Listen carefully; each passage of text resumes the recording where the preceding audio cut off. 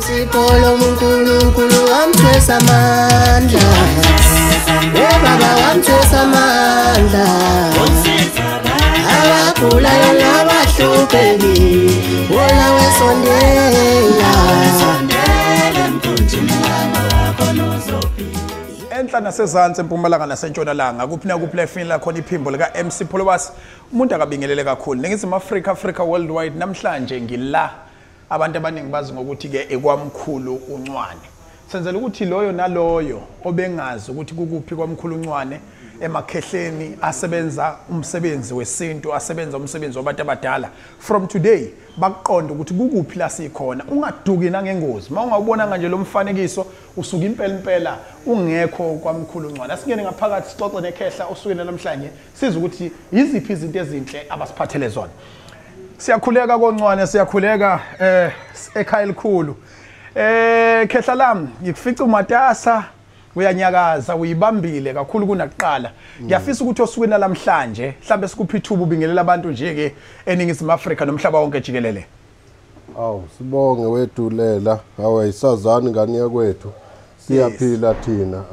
ikaNcwane la ekhaya siyaphila sibingelele nje abantu bakasiya Viva TV1 nabo bonke abantu abasilekelelayo kuleli khaya nabasizwayo la ekuphileni sithi abaphila abantu zifikile ikhathi zo December akube mhlophe kube kuhle asisebenzisane ukwazi ukuthi kuphileke noKhisimusi babe bahle ngiyazi mkhulu ukuthi osukene namhlanje usiphathele indaba ezinkulu lapho khona sizokhuluma nomuntu othi usekuzame konke sikhulume nomuntu othi mudala abakhona egemini sikhulume nomuntu othi imali mina ngiyibonile ngiyayazi kodwa isilokhu ishabalala njalo kunalo munye othi futhi namanje ngingomunye wabantu oliphethe idola kodwa ngisaba ukuthi la ngiyowa khona angisobuye ngivuke phansi kunento ke esiyesithi masikhuluma nabantu bese abantu beyithatha kancane ukuthi nanoma ngabe kuphi la uhambe khona uma ungakafiki la kusuke ngakafaswa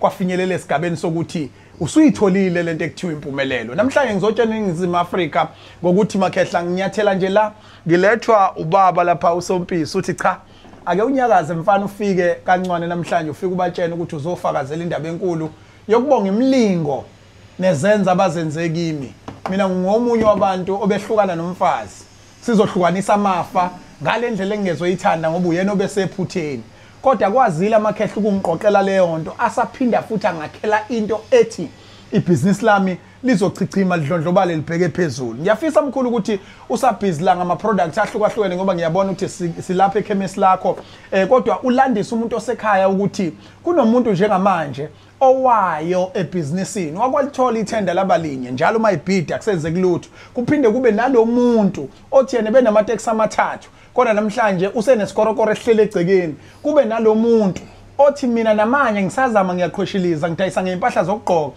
uthi omunye hayi mina ngikhuluma ukuthi mina nginama truck mina nginezimoto mina kodwa into yami kunokuthi ephambili ayisayiphambili ngiyafisa ukuthi namhlanje sike sikhulume nomuntu othi yena ufuna ukuzibona ephakame ebusinessini mhlawumbe usithatha usibeke emkhulu Ncwane ukuthi labo bantu abawulolo hlobo olunjengalolo yini enayo nina njengamakhehla kaNcwane ngoba ngikusho lokhu ngeqholo ngoba namhlanje ngiphelezela inkunzi malanga ethi ivuswe yinina isishona phansi idivorce nje iyazi ukuthi into yokuqala nebhlungu na yonke kwazi ukuphuca yonke into kodwa uthi khona lapho senimvikele kuleso simo niphinde namphakamisa namhlanje ubalwa nosomabhizinisi abaphezulu yini enayo ethinta isiphakamiso semali noma isiphakamiso sebusiness noma isiphakamiso sokudlondlobala ukwazi ukuyibona into ongene kuyona njengebusiness ukwazi ukuyibona into oyenzayo ngibonga ithuba ke wedulela dulela usekuyona leyo ndaba oyikhulumayo yebhizinisi sinasi impela la ekhaya isiphakamiso sebhizinisi wedulela uzokhumbula ukuthi sineminyaka kulendima sibadala kulendima ade sigaya impandi sibanikile abantu sibaphilisile abantu abahlukahlukene ngazo lezi induku zebusiness sinesiphakamiso ke la ekhaya sebusiness sikhona singahambi sodwa leso siphakamiso sebusiness sibe nayo nenduku ekhona futhi yase casino sihambe futhi sibe nayo nenduku leyo ukuphakamisa umuntu ke owumashonisa ofuna ukuphakama nofuna ukuphila ngalento kamashonisa. Sithi nala ekhaya ikhona lezi zinto, ziyagaya lezi zinto, sibophile lezi induku, siyasigaranta, sizenzela abantu njengoba sibheke kulesi sikhathi salunyaka abafuna ukuqoqa zibuye imali singangabo, abafuna ukuqala bakhe manje bakhela ukuthi ngonyaka ozayo uma uqala igiya labo libe limi ngendlela kwezamabhizinisi. Mesikhuluma ngebhizinisi sikhuluma ngomuntu othendarishayo, sikhuluma ngomuntu onesitolo esikhulu, sikhuluma ngomuntu onamaloli, sikhuluma ngomuntu onamatekisi, sikhuluma ngomuntu onekhishi, sikhuluma ngomuntu ona yonke nje into ethinta ibhizinisi. Singabala nje ngaze kuse eminyango, kodwa sithi kulabo bantu siyabheja, siyagaranta sabakancane, bayasaza abantu ngemisebenzi emihle yala ekhaya, bayancoma ngemisebenzi yala ekhaya. Sithi siyabheja siyagaranta mapholoba ngale misebenzi. Zikhona induku ziboshiwe abasondela abantu ngomningi babo bezophila ekhaya kancane isekuphileni.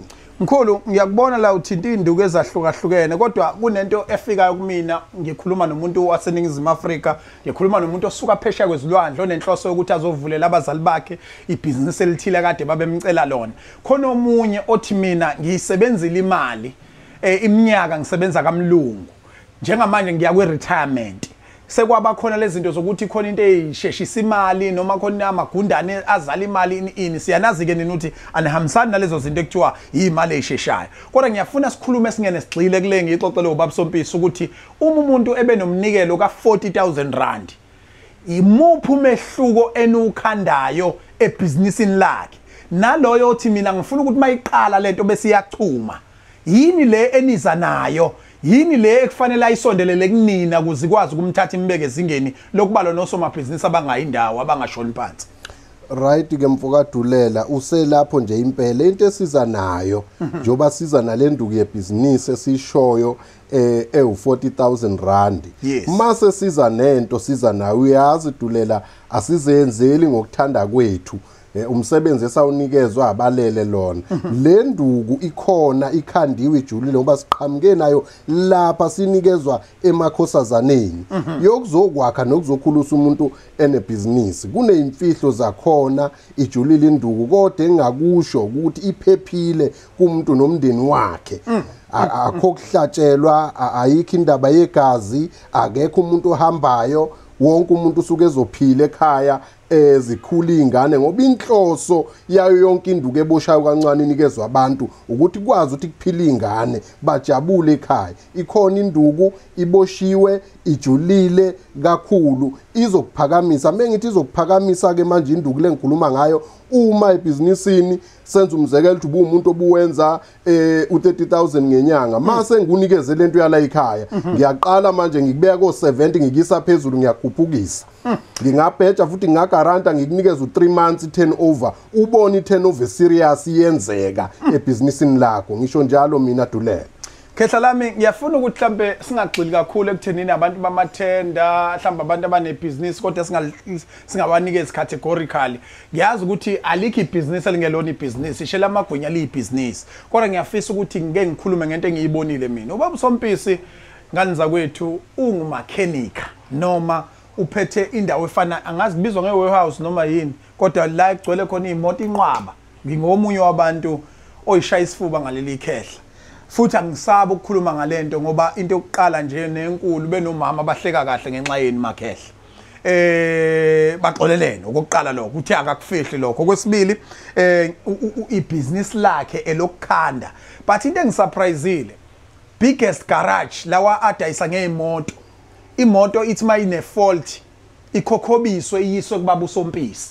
Yebo usekwayisebenzela inkampani enkulu eyaziwayo nophawu enilithanda nonke. Kodwa into engiyibuza yona ukuthi mhlambe lezi inkampani ezinkulu ngokweni makhehla ubaba uSompisi manje efike kunina ephethe lo 40,000 enimsize ngawo. Uthe bevele ifika le inkampani noma iqala ukufika emva kokuba nina senike namsiza? Ngokwazi kwami nangokusho kwakhe uthe cha impela emveni kokube seqalile waphekwe ebhodweni la kancwane wanikeza induku yakancwane isuke isiyaqala lento yayisigqilaza ngalendlela esigqilaze ngayo njobe lode ejabule njalo nje. Ningizimu Africa worldwide ake ngibhiqe ngichome. Ngingomunye wabantu namhlanje oyolala nje ehotela la kaNokusho, ngidle kahle, ngibongela ukuthi ngivezela amadoda. Omkhuluncwane futhi ngisazongichomela mhlawumbe nginivezele isho sengikhona ehotela. Ukubonga kwami sengibonga ninake ukuthi nalalela nabukela ichannel yadlondlobala, ngaletha lamakhehla kancane kwichannel, nasondela kuona. Waze wathola ithuba nanangu baba Sompisi wakwazi ukubona wathakasa kakhulu umsebenzi awenzelwe lamadoda. Lamadoda amsuse edustini ye divorce, lamadoda aphinde amenzela ukuthi ibusiness lakhe lidlondlobala. Kodwa ngizoshaya umthetho ke makhehla. Ngoba inkulu le mali engango 40,000 rand. Nanoma ngawumuphi umuntu ozoza lapha kancwane afisa ukulekelelwa ngalo 40,000 rand to see umehluko ubone the different business lakho. Ngicela ukuthi wenze sure ngila eduze mina mawusuka la eDurban station uyakwami it's only 20 minutes mawusuka airport eKing Shaka it's only 7 to 13 minutes depend ukuthi udriver kanjani. Ngicela ukuthi ngihambe nawe, ngicela ukuza nawe kuphi khona, ngicela ukuza nawe khona la esigodlweni sakancwane bakusize ngikhona uzuhamba uyekhaya uzoyilandela lento ethinta ukuphakanyiswa ngokwebusiness olenzayo. Isho kuthiwa ngabe lelo business limfimfa kangakanani, isho kuthiwa ngabe lelo business luhlobo luni, isho kuthiwa ngabe lelo business linankingani, isho kuthiwa ngabe lelo business kunezinto ezithile ofisa ukuthi uyibone iphakama.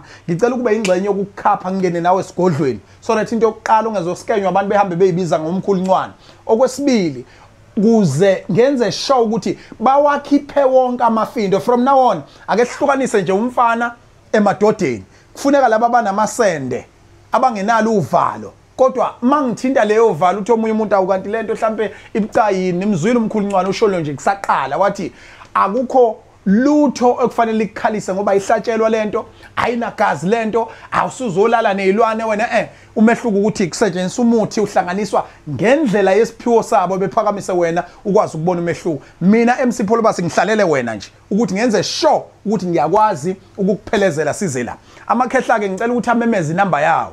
Uma usukhulumile nawo watshela ukuthi hayi man mtsheneni Mapholoba ukuthi ngithe ngifuna ukufika naye noma nginike inamba Mapholoba kuze naye ngimtshene ukuthi sengiza lapho bese yangiphelezela. Ngifuna ukuba ingxenye yokusizakala kwakho kuze kuthi kuphela lo 3 months noma kuthi kushaya uDecember.